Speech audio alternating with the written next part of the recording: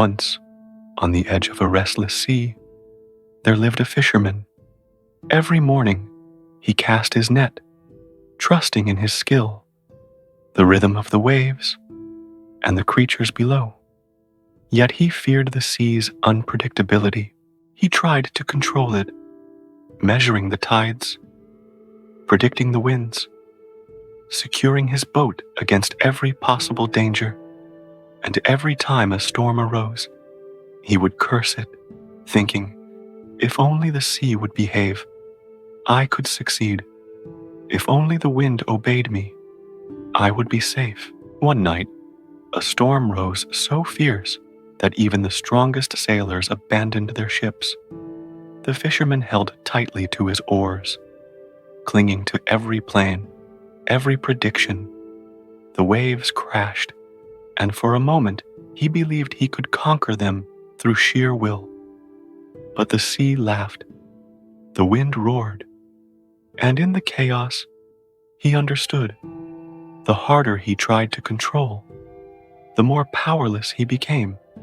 This is the trap of control.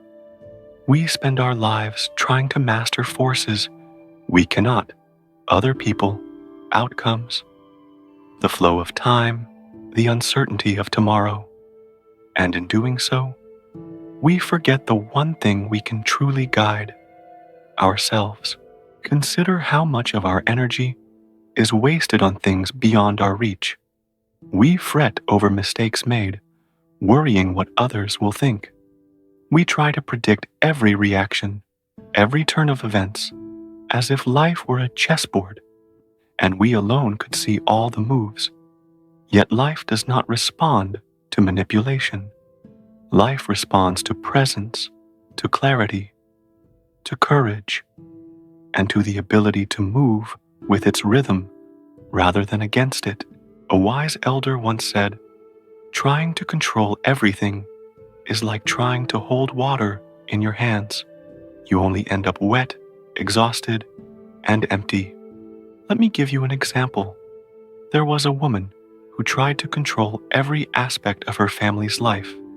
She scheduled every meal, every appointment, every conversation.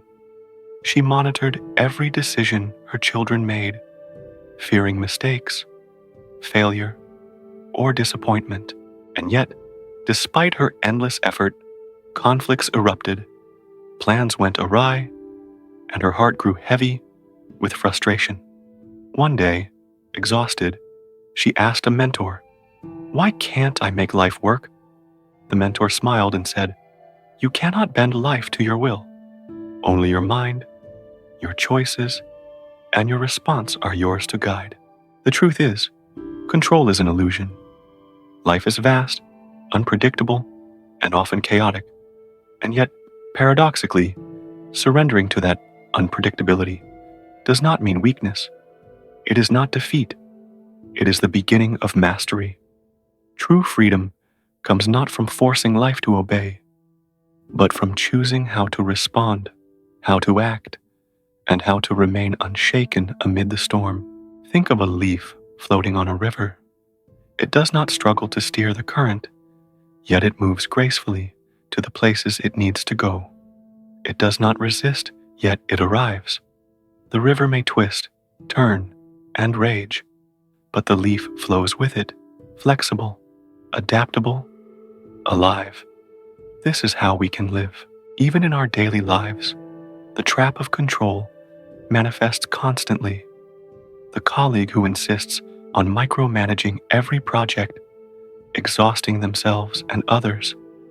The parent who cannot let their children make small mistakes, fearing disaster. The friend who tries to guide every choice, every opinion, every step. In all these cases, the effort to control outcomes only breeds stress, frustration, and disappointment. Life is not meant to be mastered from outside. It is meant to be navigated from within. And yet, society rewards control. We are praised for planning, organizing, strategizing. But here is the paradox. The more you attempt to control what you cannot, the less control you truly have. The energy spent resisting reality is energy lost from your own growth, creativity, and peace. The ancient Stoics taught we cannot choose our circumstances, but we can always choose our response. Your mind, your attitude, your choices, these are the only things truly under your power. And when you shift your focus there, the storm becomes manageable, even beautiful. Now, imagine a day when you stop trying to control outcomes. Imagine watching events unfold with curiosity instead of fear.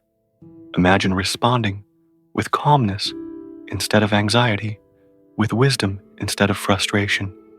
The world may not bend to your will, but your mind and heart will remain free, your soul unshaken, your happiness intact. Think of a gardener. He cannot command the rain, the sun, or the wind. He cannot make the seeds sprout instantly or prevent weeds from growing. Yet he tends his garden with care, planting, nurturing, weeding, and trusting that nature will do what nature does. And in this trust, he finds peace, purpose, and joy. Life, too, is a garden. You may not control the storms, the droughts, the surprises, but you can tend your own mind, heart, and actions. You can choose love instead of resentment, patience instead of anger, creativity instead of fear. This is the power that no one can take from you. So tonight, as you lie down, release the weight of impossible control.